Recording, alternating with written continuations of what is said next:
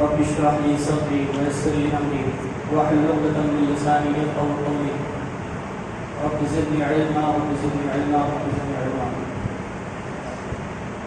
سب سے پہلے تو ایک چیز میں یہ ذکر کروں گا کہ قرآن پاک ہمارے لیے سب سے بڑی نصیحت ہے، اور اللہ تعالیٰ قرآن میں فرماتا ہے کہ فی ذلک لذکر لمن کان لہ قلب او القى السمع وهو شہید، کہ اس میں جبھی نصیحت ہے کہ جب انسان اور فکر سے توجہ سے فوکس کر کے سنے اور وہ موجود بھی ہونا ہو۔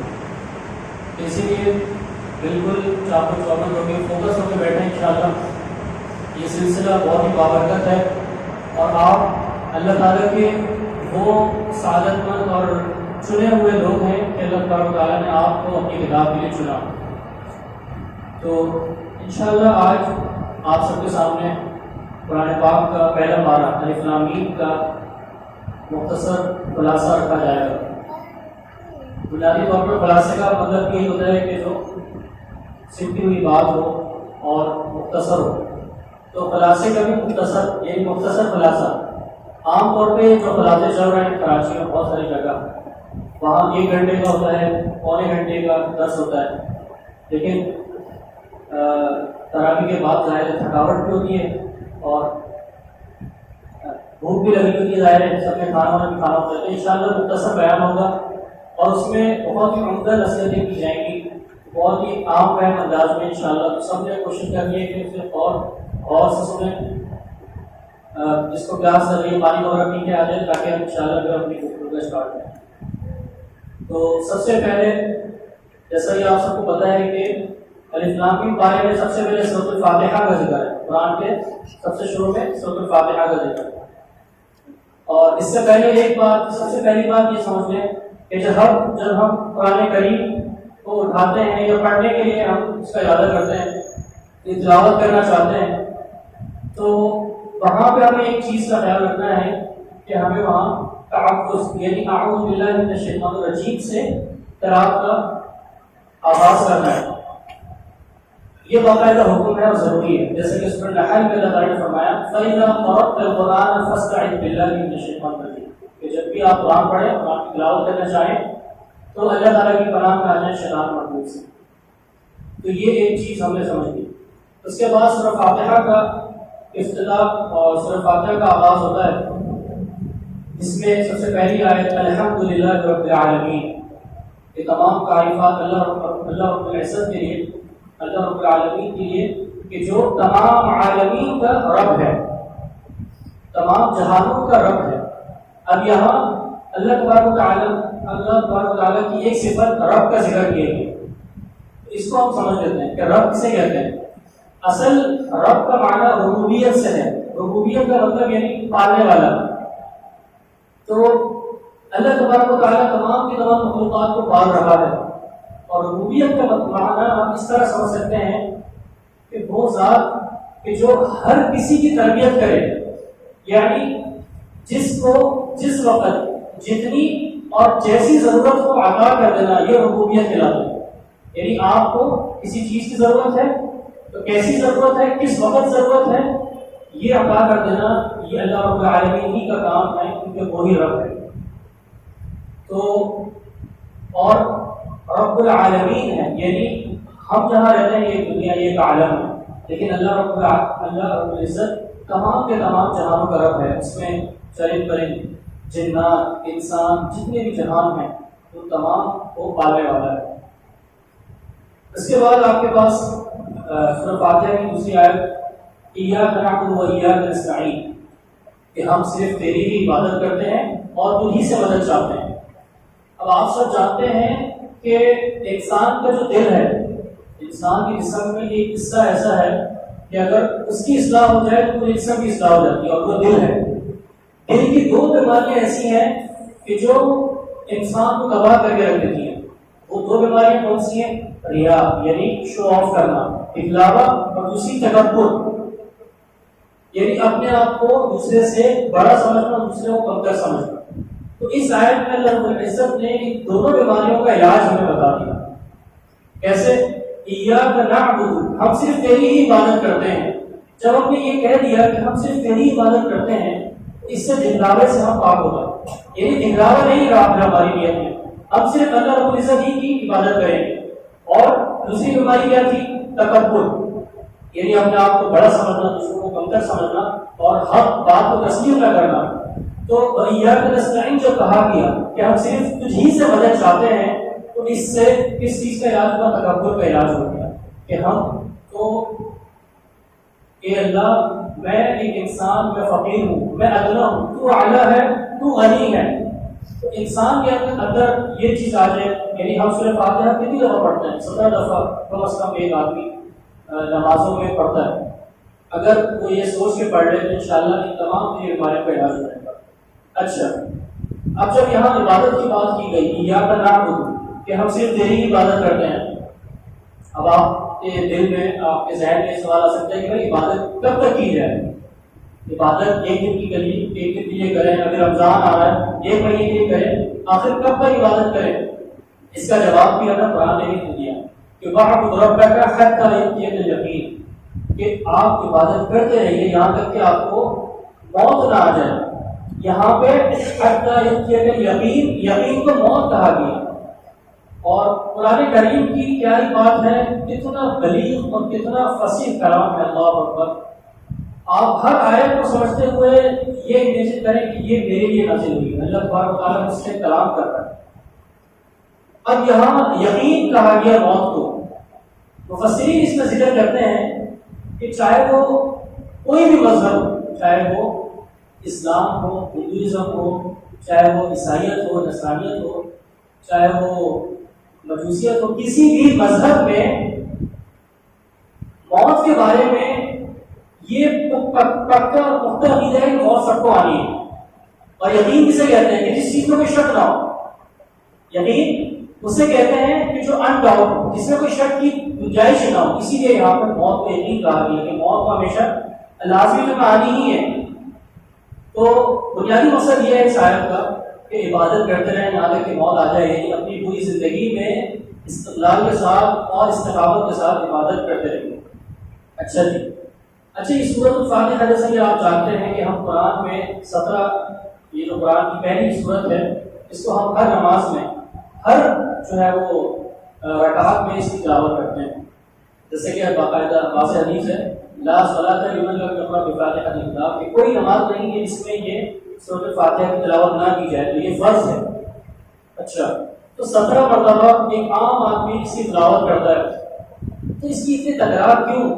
یعنی یہ بات اور سے سمجھیں کہ اصل میں یہ پورا قرآن کا خلاصہ ہے سورۃ الفاتحہ.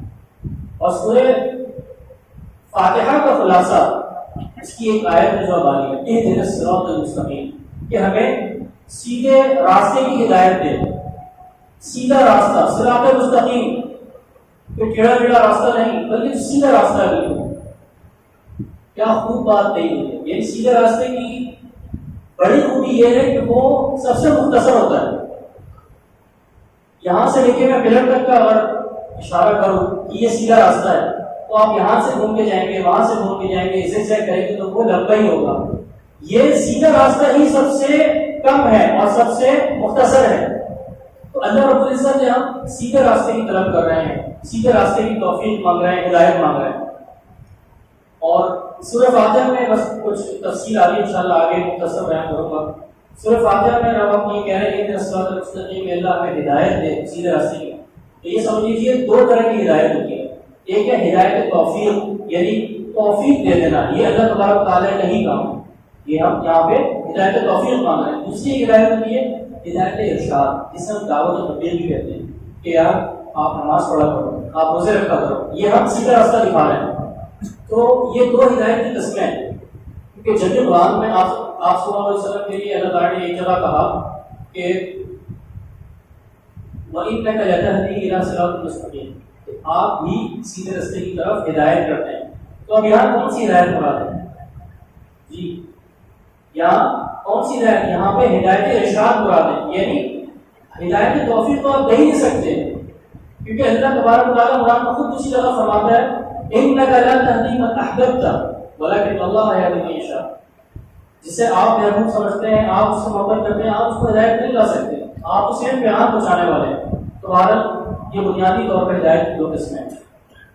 اچھا، صراط مستقیم کی طرف ہم 17 مرتبہ کر رہے ہیں اور جو نوافل پڑھ رہے ہیں اس سے زیادہ کر رہے ہیں، اس کی وجہ اور اس میں ایک نقطہ علماء یہ بھی بیان کرتے ہیں کہ یہ جو سیدھا راستہ ہے اس کی ہم طلب کر رہے ہیں بار بار، اس کی ایک وجہ یہ بھی ہے کہ اس صراط مستقیم پہ شیطان بیٹھا ہوا ہے۔ قرآن ہی بتاتا ہے، قرآن میں کیا کہا، قرآن نے کیا کہا کہ شیطان نے اللہ تعالیٰ کو کہا تھا لا اقعدن لهم صراط المستقیم، کہ اس صراط مستقیم پہ میں ضرور بیٹھوں گا تیری مخلوق کو گمراہ کرنے کے لیے۔ اسی لیے اس صراط مستقیم کی ہم اللہ تعالیٰ سے ہدایت مانگتے ہیں، گائیڈنس مانگتے ہیں کہ اللہ ہمیں سیدھا راستہ دکھاتا ہے۔ اور یہ سیدھا راستہ انہی لوگوں کا راستہ ہے کہ اس آیت کی تفصیل دوسری جگہ اللہ تعالیٰ خود کہتا ہے اولئک الذین انعم اللہ علیہم من النبیین والصدیقین والشہداء والصالحین، کہ صراط مستقیم کون سی ہے؟ کہ صراط الذین انعمت علیہم، کہ جن پر تم نے انعام کیا ان لوگوں کا راستہ ہے، اور وہ لوگ کون ہیں؟ وہ انبیاء ہیں، والصدیقین ہیں، والشہداء ہیں، والصالحین ہیں، نیک لوگ ہیں۔ تو ہمیں نیک لوگوں میں اپنا شمار کرنا ہے۔ اور اس کے بعد 2 لوگوں سے، 2 طرح کی کیٹیگریز کے لوگوں سے ہمیں بچنا ہے، غیر المغضوب علیہم ولا الضالین۔ ہمیں ان لوگوں سے نہ کرنا کہ جن پر کہ اللہ تمہارا تیرا غضب ہوا، غصہ ہوا، اور ولا الضالین کے جو لوگ گمراہ کر دیے۔ اب غیر المغضوب علیہم جن پر اللہ تعالیٰ نے غصہ کیا، اس سے مراد یہاں پہ یہودی ہے۔ وجہ کیا ہے؟ بہت مختصر لے کے چلو۔ وجہ کیا ہے؟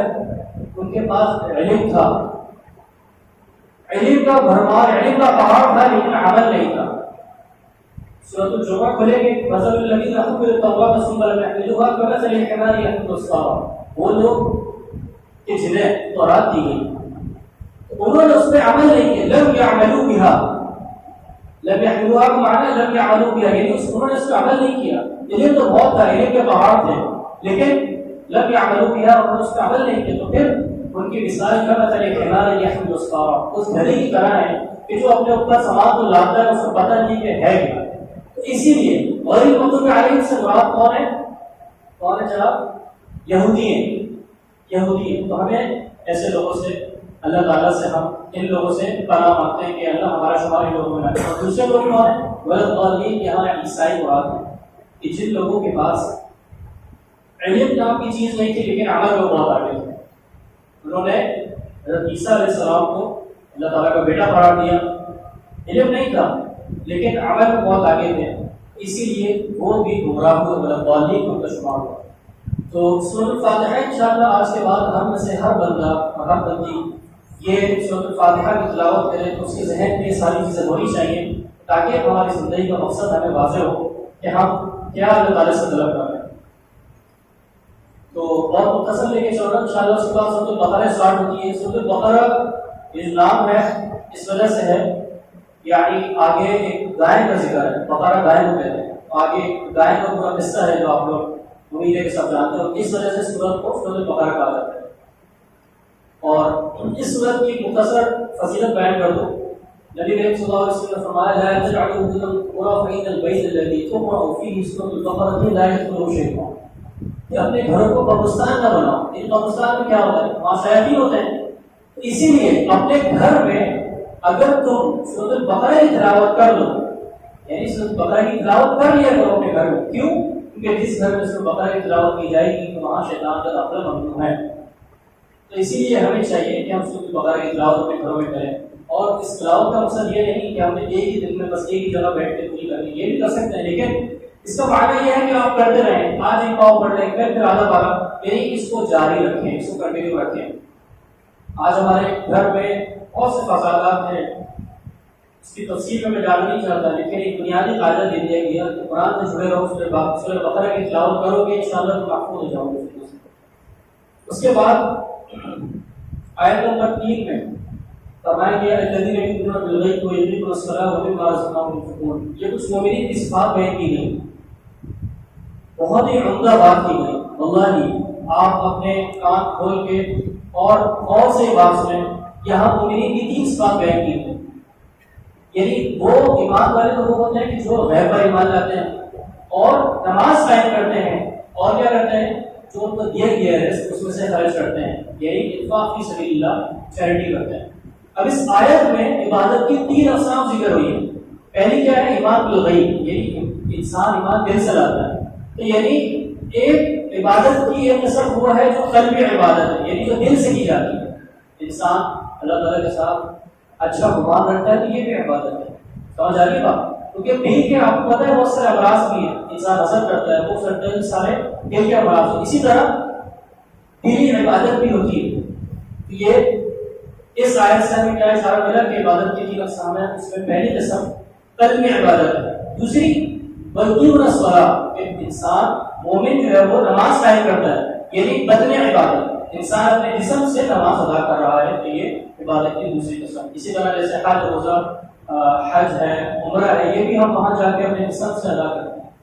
تیسری عبادت کی قسم انفاق، یعنی مال عبادت، کہ انسان اپنا مال خرچ کرے اللہ تعالیٰ کے راہ میں. تو اللہ تعالیٰ سے دعا ہے کہ اللہ تعالیٰ کی جو ایپلیکیٹو آیات ہیں، ورسز ہیں، اس پر ہمیں عمل کرنے کی توفیق دے ان تینوں عبادت کی اقسام پر. اس کے بعد پھر آگے فرمایا گیا وہ الذین یؤمنون بما انزل الیک وما انزل من قبلک وبالآخرۃ هم یوقنون. ایمان والوں کی صفات کو آگے لیے چلا جا رہا ہے. تو فرمایا کہ وہ ایمان لاتے ہیں بما انزل الیک، آپ کی طرف نازل کیا جاتا ہے یعنی قرآن پر، وما انزل من قبلک، اور جو آپ سے پہلے یعنی پچھلی امتوں کی جو کتابیں ہیں ان پر بھی ایمان لاتے ہیں. بنیادی 2 باتیں پتہ چلی. ایک بات یہ کہ ہمیں قرآن پہ بھی ایمان لانا ہے، اور اس سے جو پچھلی امتوں پہ قرآن، زبور، انجیل جو کتابیں اور صحف نازل ہوئی ان پر بھی ایمان لانا ہے. دوسری بات بہت عمدہ بات ہے، بہت عمدہ نقطہ ہے، اس کو سمجھیے کہ قرآن پہ ہم جو پچھلی کتابیں ہیں ان پہ ہم نے صرف ایمان لانا ہے، ان پہ ہمیں صرف ایمان لانا ہے، لیکن قرآن پہ ایمان بھی لانا ہے اور اس پہ عمل بھی کرنا ہے. صرف ایمان لا کے نہیں چھوڑ دینا اس کو، اس پہ ہم نے عمل بھی کرنا ہے. اس کے بعد آگے بہت ایک عمدہ نقطہ بیان کیا جا رہا ہے جسے ہم کہہ سکتے ہیں علم کے دروازے. یعنی انسان علم سیکھتا ہے تو وہ کون کون سے دروازوں سے علم سیکھتا ہے. تو فرمایا گیا ختم اللہ علی قلوبہم وعلی سمعہم وعلی ابصارہم غشاوۃ ولہم عذاب عظیم. یہ برے لوگ جو کفار تھے، جو منافقین تھے، ان کے بارے میں بیان کیا جا رہا ہے کہ وہ حق سمجھنے سے قاصر ہے. وجہ کیا ہے؟ ختم اللہ علی قلوبہم وعلی سمعہم، ان کے دلوں پر، ان کے کانوں پر اللہ تعالیٰ نے مہر لگا. وعلی سمعہم غشاوۃ، اور ان کی جو آنکھیں ہیں اس میں مہر نہیں لگائی. وعلی ابصارہم غشاوۃ، اور ان کی آنکھ پر پردہ ڈال دیا. یعنی اب وہ فقہ اور اس کی قرآن کی اور دین کی سمجھ حاصل نہیں کر سکتے. تو پتہ یہ چلا کہ ان 3 طریقوں سے انسان علم کو، نالج کو گین کرتا ہے، حاصل کرتا ہے. تو یہ 3 علم کے دروازے ہیں، یہ ابواب العلم ہے. اس کی اگر ایک اور تھوڑی سی وضاحت کر دوں، قرآن میں دوسری جگہ اللہ تعالیٰ نے ایسے ہی لوگ جو جہنمی ہوں گے ان کے بارے میں فرمایا وَلَقَدْ ذَرَأْنَا لِجَهَنَّمَ كَثِيرًا مِنَ الْجِنِّ وَالْإِنسِ لَهُمْ قُلُوبٌ لَا يَفْقَهُونَ بِهَا وَلَهُمْ أَعْيُنٌ لَا يُبْصِرُونَ بِهَا وَلَهُمْ آذَانٌ لَا يَسْمَعُونَ بِهَا. اسی نقطے کو مزید واضح کر رہا ہوں کہ اللہ تعالیٰ نے ایک مخلوق ایسی بھی بنائی ہے نار کے لیے، یعنی جہنم کے لیے، کہ ان کے پاس کیا ہے؟ ان کے پاس دل تو ہے، لا يفقهون بها، وہ اسے سمجھ حاصل نہیں کر سکتے. ان کے کان ہیں لیکن ان کو سنائی نہیں دیتا کہ حق کیا بیان کیا جا رہا ہے. ان کی آنکھیں ہیں لیکن ان کو حق نظر ہی نہیں آتا، بصیرت چھینی جاتی ہے. بات سمجھ آ گئی کہ یہ 3 علم کے دروازے ہیں. تو ہمیں چاہیے کہ ہم علماء سے، علم والوں سے، قرآن و سنت سے جڑے رہیں تاکہ ہمارے علم کے 3 دروازے ہمیشہ کھلے رہیں اور ہمارے لیے انشاءاللہ صراط مستقیم کا رستہ آسان ہے. اچھا، آگے آیت نمبر 21 میں بیان کیا جا رہا ہے یا ایھا الناس اعبدوا ربکم. یہ لوگوں، یہاں بھی یا ایھا الناس کہا جا رہا ہے. مومنین سے مخاطب اور کفار کا ذکر اور مشرکین کا نام نہیں بیان کیا گیا، بلکہ یہ لوگوں، یا ایھا الناس اعبدوا ربکم، اپنے رب کی عبادت کرو. تو یہاں لوگوں سے بہت 3 لوگ ہی مراد ہیں. کفار مراد، یعنی کفر چھوڑ دو بھائی، عبادت کرو لے. مشرک بھی مراد ہے، یعنی اپنا شرک چھوڑو اور عبادت کرو. اور مسلمان بھی مراد ہے. مسلمان کیسے عبادت کریں؟ مسلمان عبادت کو کر رہے ہیں، معنی یہ ہے کہ عبادت پر ڈٹ جاؤ، کنسسٹنسی اور اس پہ استقامت اختیار کر لو، ڈٹ جاؤ اسلام پہ. تو یہ مراد ہے یہاں پہ عبادت سے. اس کے بعد جو مومنین کے لیے، یعنی تمام اچھی صفات والوں کے لیے خوشخبریاں ہیں، بشارتیں ہیں جنت کی صورت میں. تو جنت کی 3 بڑی نعمتیں یہاں بیان کی گئی ہیں. اور الذین آمنوا وعملوا الصالحات لهم جنات تجری من تحتها الانہار کلما رزقوا منها من ثمرۃ. پہلی نعمت، بڑی نعمت یہ ہے کہ ان کو رزق عطا کیا جائے گا، ایسا رزق کہ انہوں نے اس کے بارے میں نہ کبھی سوچا ہوگا، نہ اس کو دیکھا ہوگا، نہ اس کے بارے میں کبھی سنا ہوگا. تو رزق عطا کیا جائے گا. دوسری بڑی نعمت آنکھوں کی روشنی، یعنی ایسی ماں نہریں ہوں گی کہ ان کو دیکھ کے انسان خوش ہو جائے گا، اس کی آنکھیں خوش ہو جائیں گی. تیسری بڑی نعمت وَلَهُمْ فِيهَا أَزْوَاجٌ مُطَهَّرَةٌ، پاک کی گئی عورتیں، ناپاک عورتیں نہیں بلکہ پاک کی گئی عورتیں. آج اگر یہاں اس دنیا میں ایک مرد ایک عورت ایک ہفتہ 2 ہفتہ نہ نہائے تو کیسا ناپاک ہو جاتا ہے اور کیسا یعنی پاکی سے دور ہو جاتا ہے. لیکن قیامت میں ایمان والوں کے لیے اللہ تعالیٰ نے ایک بڑا انعام یہ رکھا ہے کہ پاک کی گئی عورتوں کو عطا کی جائیں گی گروہ کی شکل میں. اور وہ عورتیں جسے اللہ تعالیٰ نے پاک کیا ہو تو پھر اس پاکی کا کیا قصور. ایک اور بڑی خوشخبری اور ان کے لیے نعمت یہ ہوگی کہ وہ ہمیشہ اس میں رہیں گے. وَهُمْ فِيهَا خَالِدُونَ. تو اس ہمیشگی کی بات سے انسان کو دلی اطمینان ملتا ہے. آپ مانے یا نہ مانے، سوچے تو آپ کو پتہ چلے گا کہ اس دنیا میں انسان کو جانے کی فکر لگی رہتی ہے کہ میں نے جانا ہے. موت کا کچھ نہیں پتا، 1 دن کی 1 مہینے کی کچھ نہیں پتا، 1 سیکنڈ میں موت آ جائے. لیکن وہ زندگی کے وَهُمْ فِيهَا خَالِدُونَ، ہمیشہ رہوں گے تو دلی سکون تو اسی میں. اللہ اکبر. اس کے بعد فرشتوں کے بارے میں ایک بات بہت اچھی بیان کی گئی کہ جب اللہ تعالیٰ نے فرشتوں کو کہا کہ میں اس دنیا میں ایک خلیفہ بنا رہا ہوں تو فرشتوں نے کیا کہا؟ قَالُوا أَتَجْعَلُ فِيهَا مَن يُفْسِدُ فِيهَا وَيَسْفِكُ الدِّمَاءَ، کہ تو اس کو بنا رہا ہے جو فساد کرے گا اس زمین میں اور خون ریزی کرے گا، یعنی فساد پھیلائے گا. پتہ یہ چلا کہ فرشتے بھی ان صفات کو پسند نہیں کرتے. یہ صفات ایسی ہیں، خون ریزی کرنا، فساد فی الارض، کہ فرشتے بھی ان کو پسند نہیں کرتے. تو ایک انسان ان چیزوں سے کیوں ان چیزوں کے قریب جاتا ہے اور اس کو پسند کرتا ہے؟ اب جب یہاں حضرت آدم علیہ السلام کی بات آئی، حضرت آدم علیہ السلام کا جو واقعہ کا ذکر کیا گیا، اللہ تعالیٰ نے فرشتوں سے کہا کہ میں خلیفہ بنا رہا ہوں اور تم اس کو سجدہ کرو حضرت آدم کو.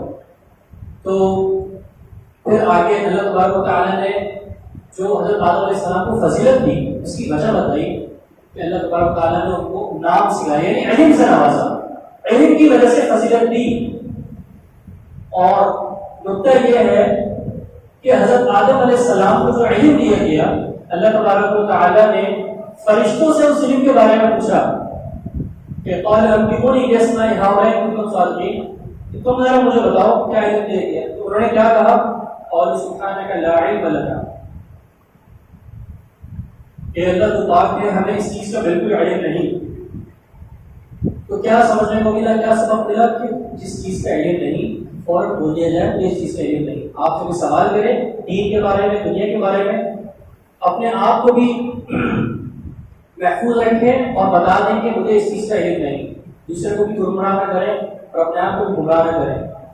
تو جب بھی کوئی ایسی سب بات پوچھے آپ سے کوئی، تو آپ کہہ دیں کہ مجھے اس چیز کے بارے میں علم نہیں. اور یہ آپ کس کی اتباع کریں؟ فرشتوں کی اتباع کریں گے نا. فرشتوں کی جو اللہ تعالیٰ تعالیٰ کی اتنی مقدس مخلوق ہے اس کی ابتدا ہوگی اس میں کہ فرشتوں نے کہا تھا کہ ہمیں اس چیز کا علم نہیں.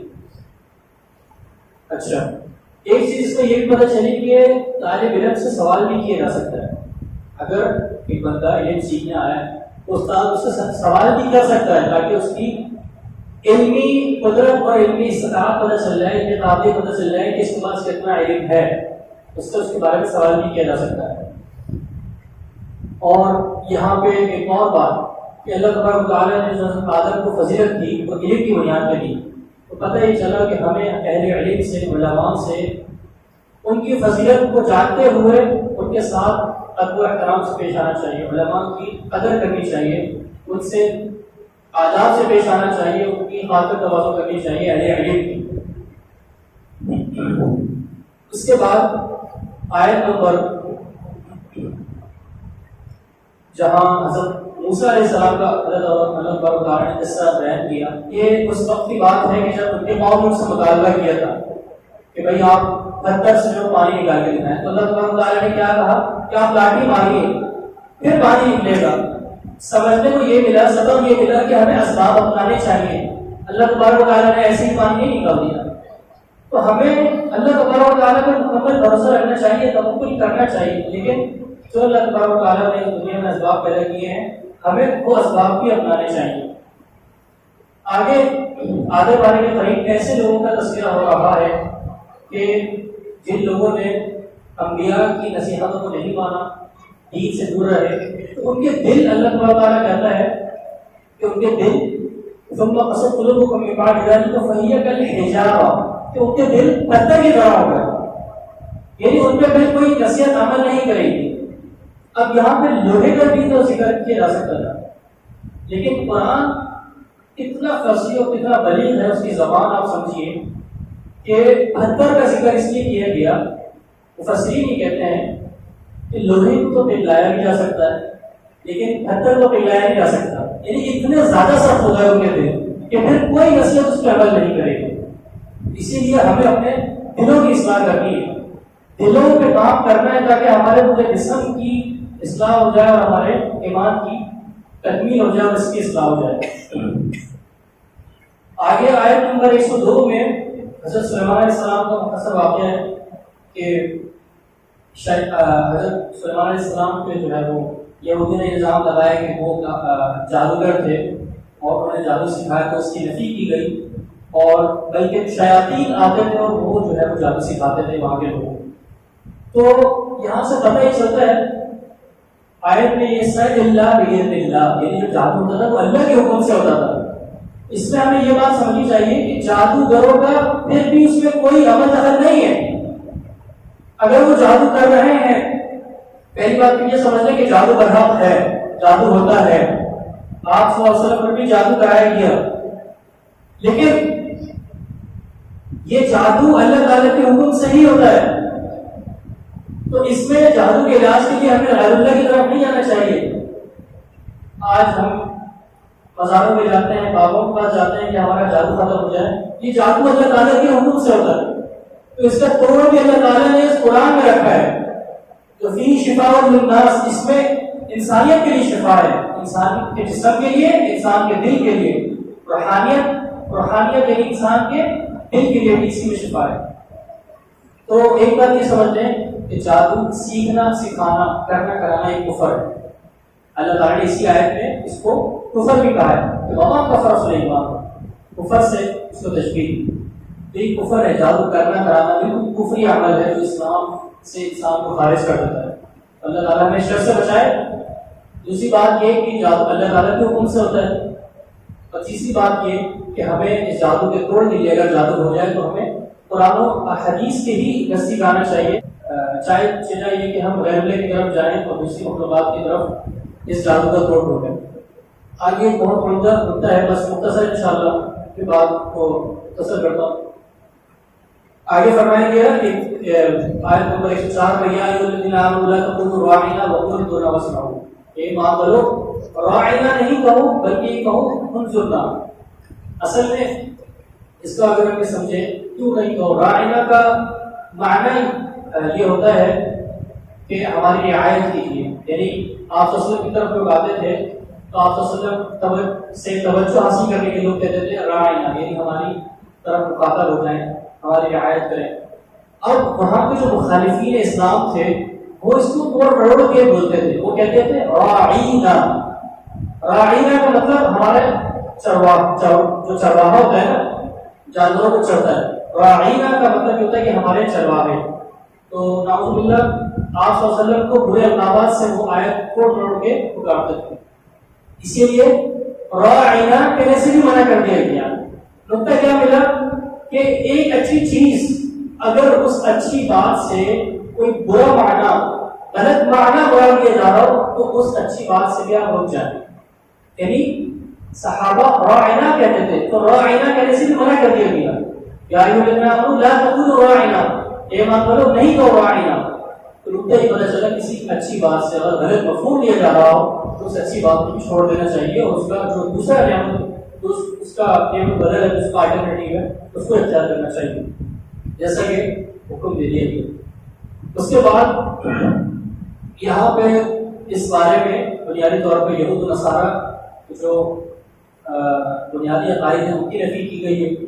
ان عقائد میں سے عقیدہ یہ بھی تھا کہ وہ یہ مانتے تھے وقالوا لن يدخل الجنة الا من كان هودا ونصارى، کہ جنت میں ہرگز کوئی داخل نہیں ہوگا مگر وہ جو یہودی اور جو نصرانی ہے۔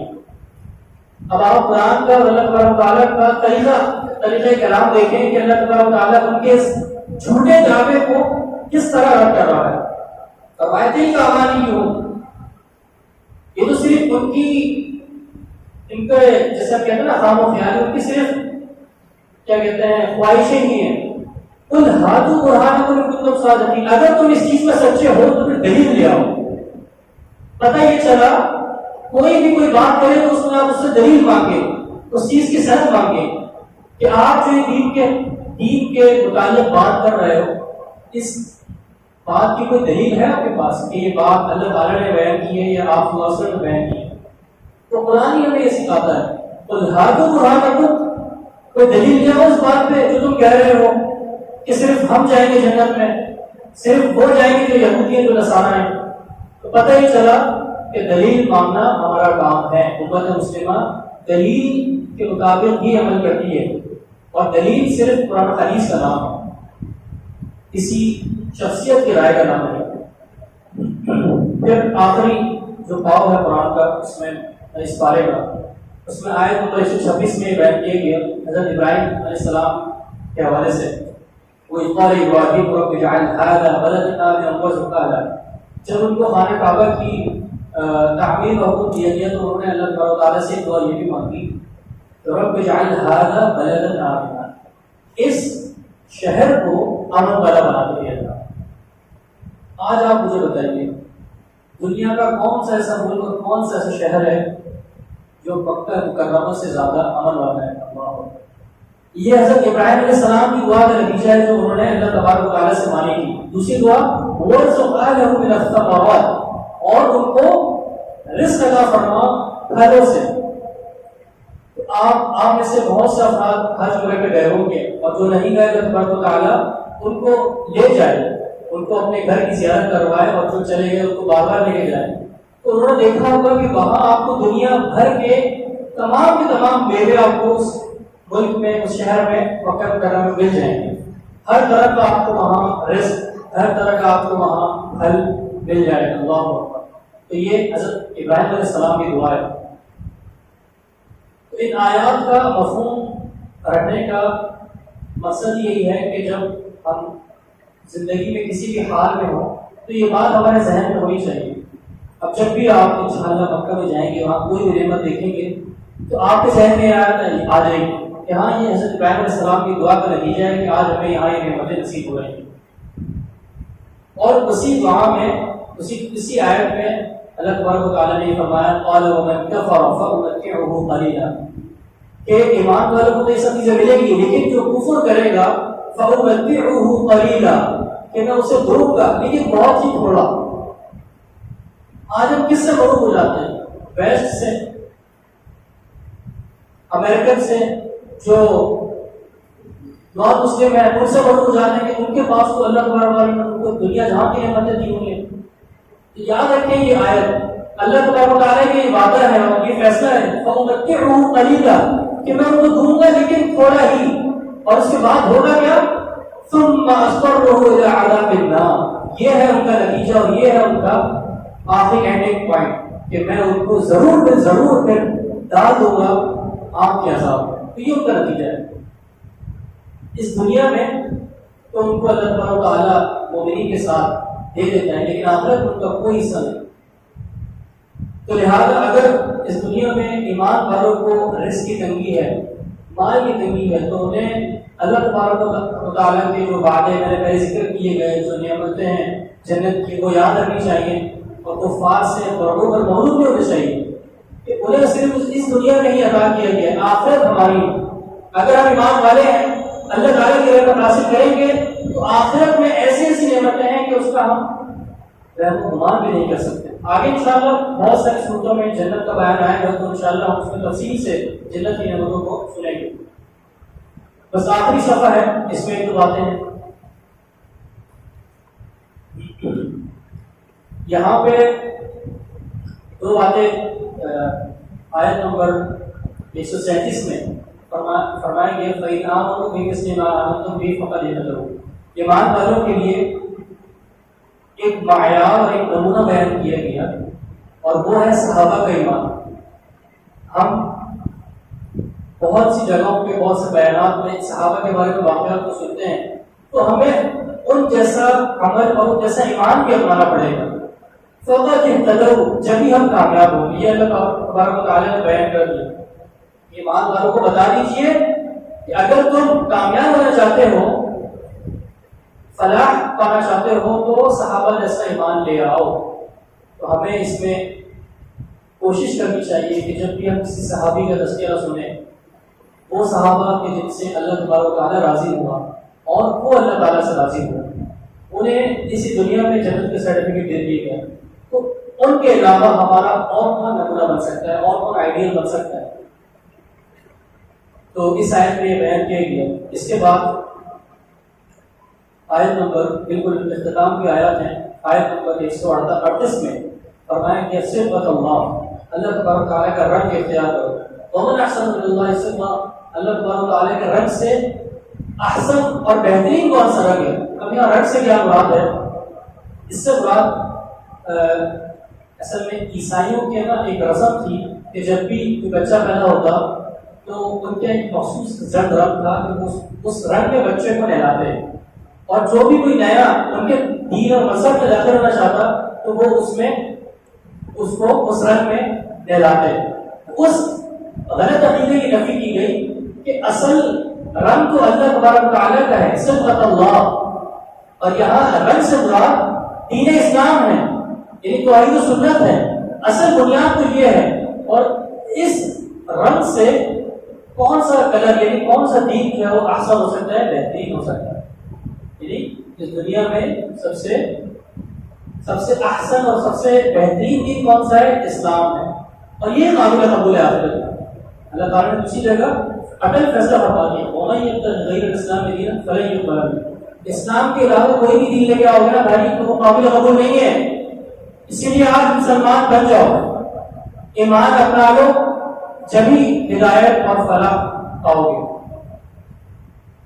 اور اس رنگ والی بات سے ایک اور بات سمجھ لیں کہ یہاں اللہ تبارک تعالیٰ کا رنگ جو کہا گیا، جیسے کہ ہمیں پتہ ہے نا، میں نے سفید کپڑے پہنے، سفید رنگ کے، جنہوں نے ڈارک بلو، کسی نے کچھ کلر. تو ایک رنگ کی خوبی یہ ہوتی ہے کہ انہوں نے اگر بلو کپڑے پہنے ہوئے ہیں تو ان کے کپڑوں میں یہ رنگ بسا ہوا ہے، جبھی تو یعنی ہر دھاگے میں یہ رنگ موجود ہے نا، جبھی اس کو بلو کلر کا کپڑا کہا جاتا ہے. یعنی اللہ تعالیٰ کے دین میں پورے کے پورے داخل ہو جاؤ، جو دین اسلام ہے اس میں پورے کے پورے داخل ہو جاؤ، اس کو پوری طرح مضبوطی سے پکڑ لو، جبھی تم فلاح ہو. اور اس پارے کی آخری آیت یہ کہوں اس آیت میں ان لوگوں کے بارے میں ان کی نفی کی گئی کہ جو لوگ یہ سمجھتے ہیں کہ جو ہمارے آباء و اجداد چلے گئے ان کے جو نیک اعمال ہیں ان سے ہمیں کچھ فائدہ ہو جائے گا. ہم ان کے وسیلوں سے، وہ بہت نیک تھے تو ہم ان کے وسیلے سے اللہ تعالیٰ نے قریب جاتے ہیں تاکہ ہمیں بھی کچھ فائدہ ہو جائے. اس کی نفی کی گئی. وہ نیک لوگ تھے، وہ اللہ والے تھے، لہا ما کسبت، اس قوم کے لیے وہی ہے جو اس نے کر لیا، وَلَكُمْ مَا كَسَبْتُمْ، اور تمہارے لیے وہی ہوگا کہ جو تم کرو گے. تو ہر بندہ اپنے عمل پر رسپانسبل اور اکاؤنٹیبل ہے کہ جو وہ کر رہا ہے وہ اس کا جواب دے.